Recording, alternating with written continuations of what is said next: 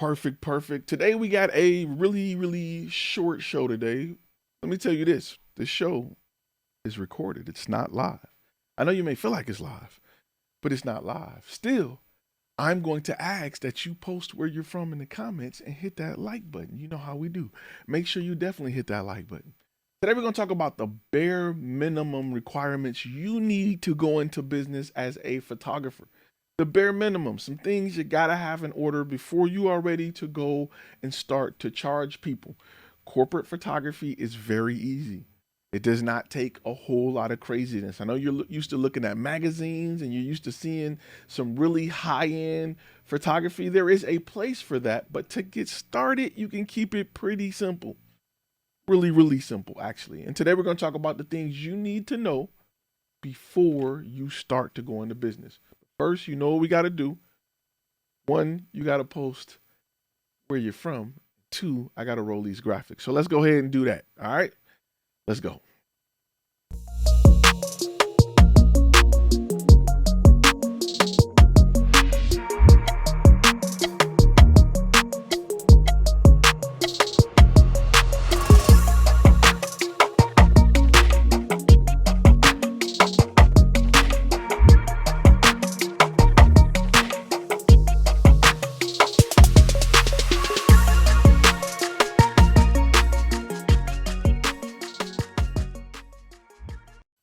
Perfect, perfect. If this is your first time on this channel right here, this channel was designed for content creators like yourself that want to turn their passion into profit. If you want to learn how to make people look better using Photoshop and After Effects and all of that, this ain't the place to be.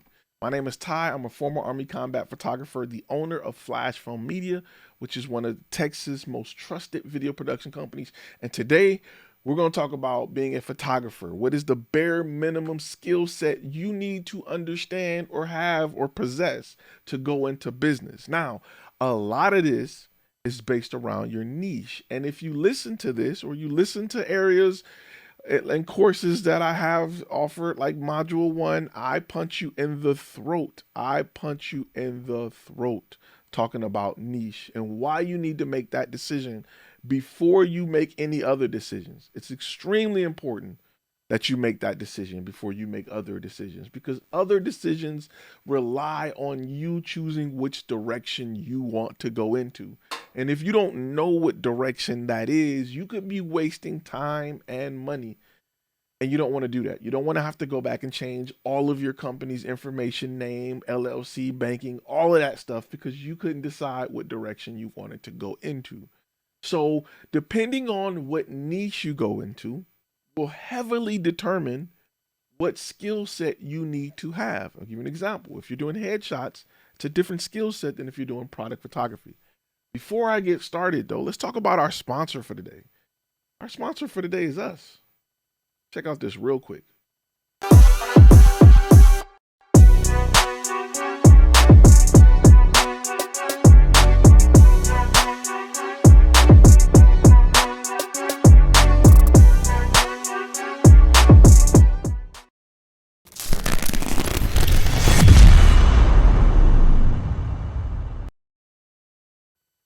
Perfect, perfect. Now that we got that out of the way, let's talk about it.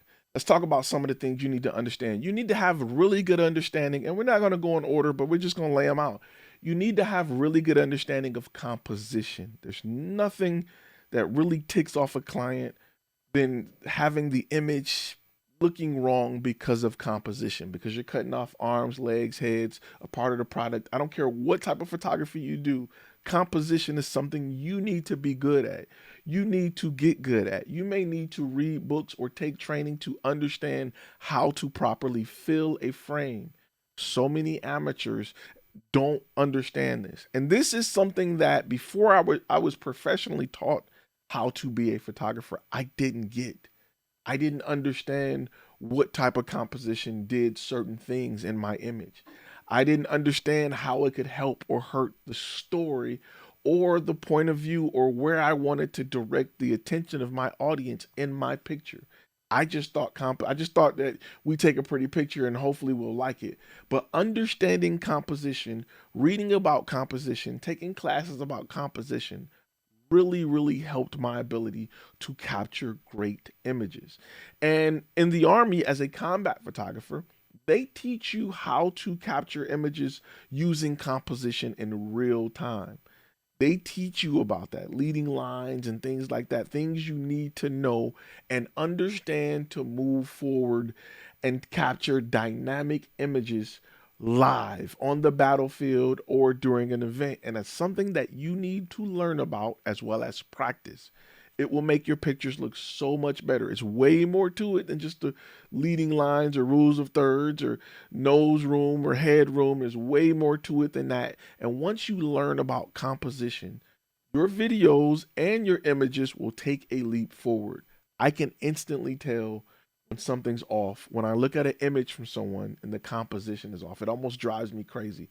I got friends that take pictures of their cars, and I'm like, bro, you're cutting off wheels, you're cutting off roofs, you're taking pictures of people and you're cutting them off in the wrong place. You're cutting off forehead lines, and it don't work. It just, no matter how much color grading or editing or filters you add to it, because the composition is off, you're not doing a good job. It doesn't look good.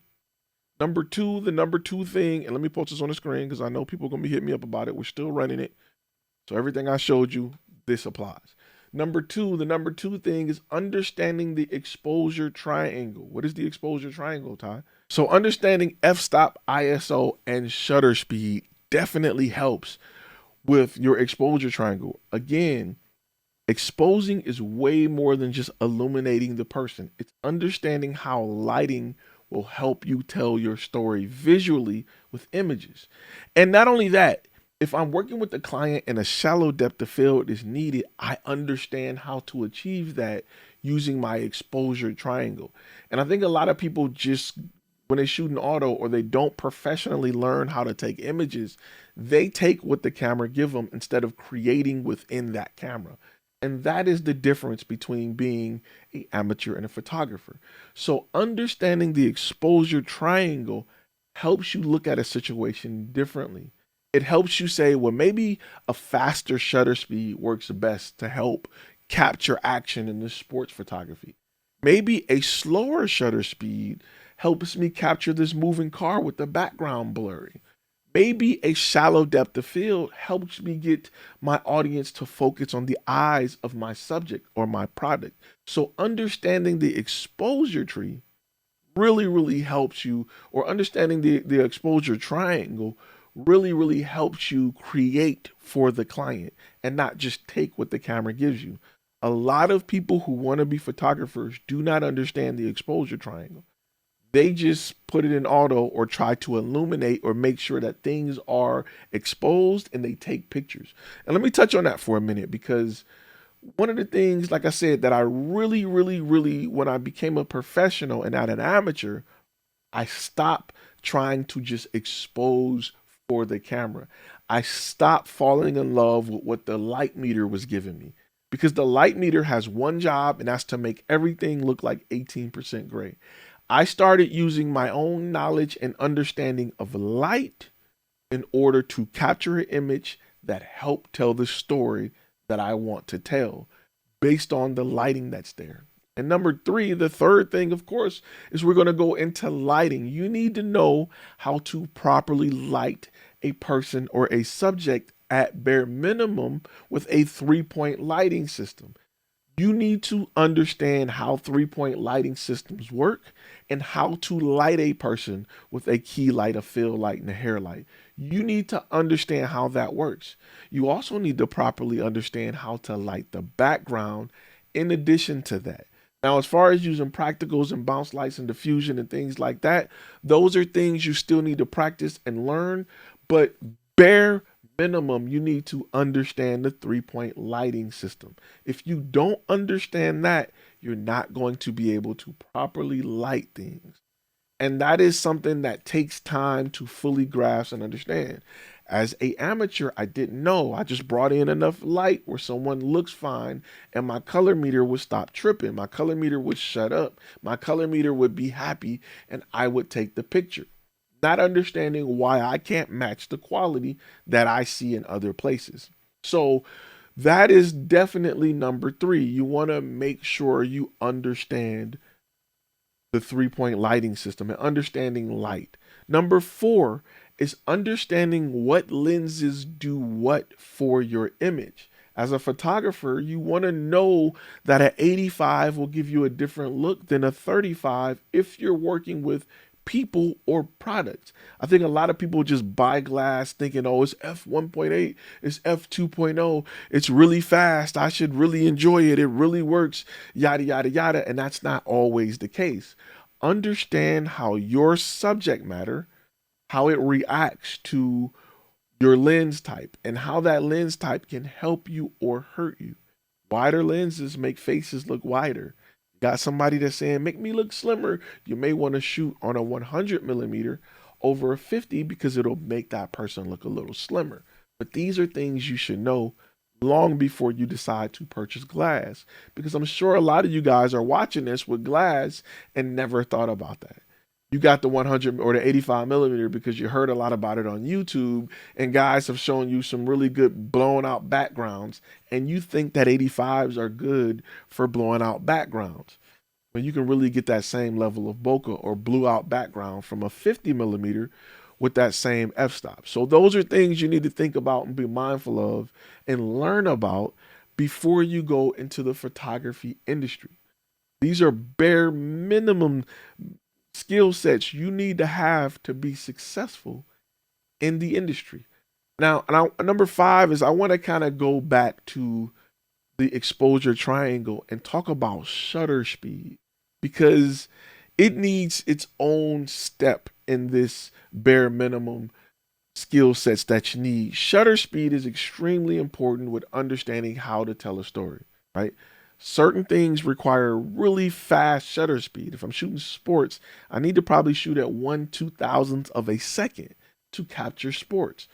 Sometimes we go up to 1/4000, maybe even 1/8000 if we're shooting pro level sports. That's why football fields have so much lighting, is so that cameras can film at f22 and 1/2000th of a second. And so that their video cameras don't have a super shallow depth of field, and it's easier for them to focus on a football that's being thrown, at 100 miles an hour, when they have the ability to capture and follow that football at f24, f20, f18, and they're not trying to adjust for low or bad lighting conditions. So it's extremely important that you are aware of that and understand that depending on the niche that you are in. Last but not least, and the final step at making sure that you have the bare minimum it takes to go into the world of photography, is you need to understand color, right?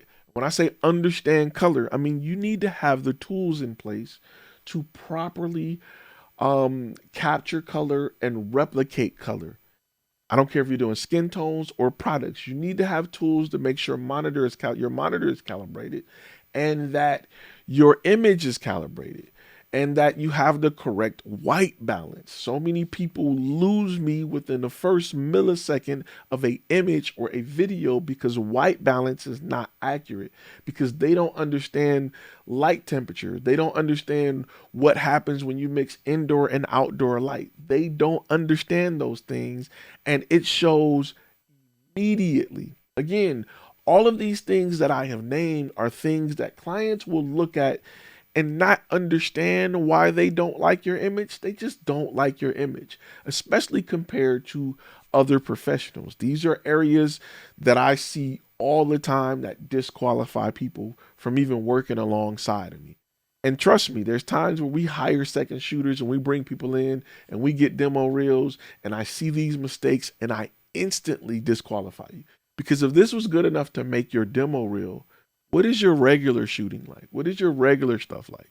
I often say, if people profile picture on Facebook is bad, all of their pictures are bad, because that is what you choose to put forward. That is what you choose to use to represent yourself.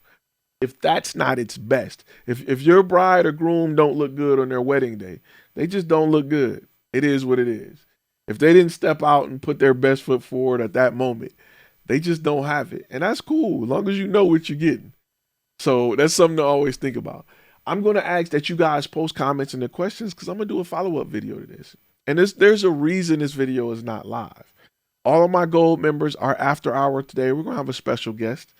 So in order for me to get to where that special guest is and have that person on and chop it up with them, I had to do a pre-recorded video. So this video is still recorded on the same day.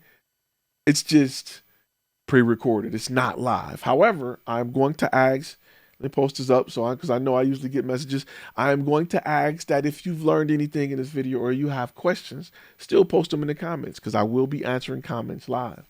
Also, if you want to think about places where you can learn to improve on these, look at lynda.com, which is now LinkedIn Learning.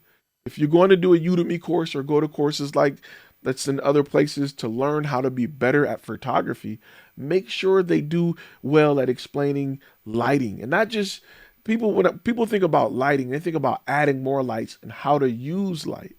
Sometimes you need to know how to adjust your camera for the light you have. Sometimes it's not about just using light or just adding lights to the scenes. A lot of people don't know how to use the light they have. Street photographers are excellent at this. Street photographers are excellent at it. And let me give you another bonus thing I want to add on to this, since we're talking about photography. One little bonus caveat, bare minimum that you need to do or know how to do or understand to go into photography. And that's how to use a flash properly. How to use a flash properly. So many photographers I meet are natural light photographers because they never learned how to use a flash properly. If you learn how to use a flash properly, you will never call yourself a natural light photographer, because natural light doesn't give you any better light than understanding how to control a flash. I can replicate any type of natural light you can provide and some with a flash. So I don't understand. That's like people saying, I like a car that runs off natural power instead of gas power. That's because you don't know how to drive a gas car. There's no way you would take natural leg power over a gas power unless you're complaining about gas prices. But as far as how they work and what they offer, it's not even close. It's not even close. Somebody who said they're a natural light photographer is telling me they don't want to carry gear or they don't understand how to use it, period. There's no way around it. Understanding how to use a flash and being good at it will help you with product photography, understanding how to capture skin tones, environmental photography. Every type of photography you can think of can use additional light. Every kind. So really good photographers who use flash can capture images in a way where you can't tell they're using flash. And that is when you are definitely a pro. All right, guys, with that being said, I said it was going to be a short video. I don't want to keep you guys long. I would like to hear your wins. Make sure you definitely post your wins in the comment section. That's posted, so you know. I want to hear about your wins in the comment section. For those of you who are gold members who are going on the after hours, it's going to probably be about 7:30 before we get started. Trust me, you don't want to miss it. It's going to be a really dope after hours. If you're not a gold member, you still have some time to become a gold member. Where's my gold member button? Boom, there you go.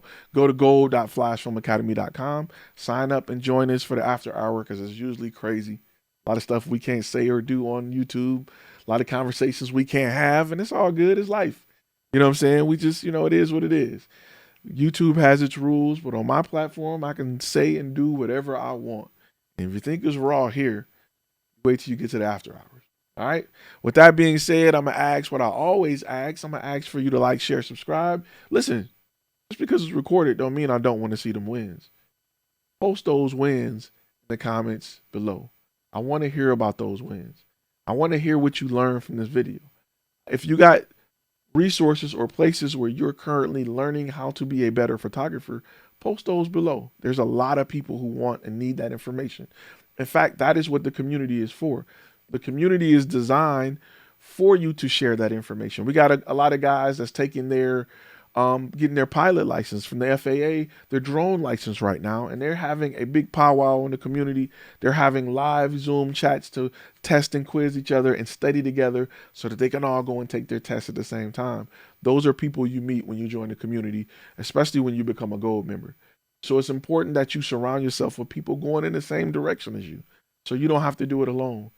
That FAA test is very hard. It's not an easy test. That's why there's lots of tutorials and classes and courses sold to help people take that test. And if you got a group of friends that's also on that same journey, you guys can chop it up and bounce stuff off each other and, test quiz each other to make sure that you pass that test the first time. And it's just fun to do when you got people who understand your world. The rest of your friends don't know nothing about it. However, you're trying to get that bag, and it's good to have people around you that's also trying to get that bag. So again, I'm gonna ask y'all to hit that subscribe button, and I will definitely see y'all in the next video. After hours, 7:30. Let's do it. All right. Everybody else, be safe, and I will see you next week. Oh, also, link in the description. All our shorts. This is the last week our shorts will be on this channel. They're moving to our shorts channel. Make sure you check that out. If you're listening to the podcast, please go ahead and leave me a good review. All right. Be safe, y'all.